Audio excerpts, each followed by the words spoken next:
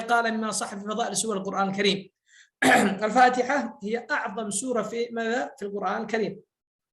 البقرة جاء النبي صلى الله عليه وسلم من فضائلها أنه يفرش ضم البيت الذي تقرأ فيه سورة البقرة، وكذلك جاء في حديث أخذها بركة وتركها حسرة وصديعها البطلة، بعضهم قال البطلة هي السحرة. من فوائد البقرة وآل عمران هما سورتان تحاجان عن صاحبها من يوم القيامة فتشفعان له وتسميان هذه السورة سورة البقرة والعمران الزهراوان.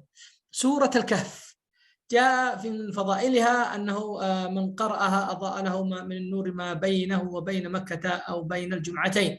وجاء في فضلها في فضل سورة الكهف التي تقرأ كل جمعة أن النبي صلى الله عليه وسلم قال من حفظ 10 آيات من أولها عصم من الدجال، وفي رواية أخرى من آخرها.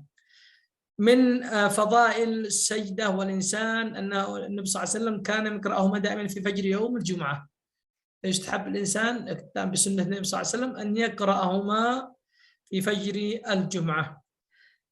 فائدة كذلك من فضائل الملك أنها شفعت لصاحبها حتى غفر له، كما جاء في الحديث عن النبي صلى الله عليه وسلم سورة 30 آية شفعت لصاحبها حتى غفر له، وقيل هي مانعة من عذاب القبر.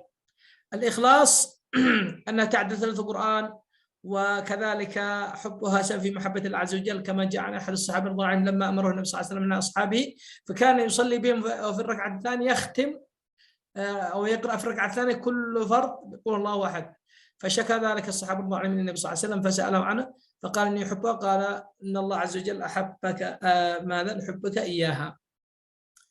قالوا حبها لماذا؟ لأن فيها من صفات وأسماء الله عز وجل. هنا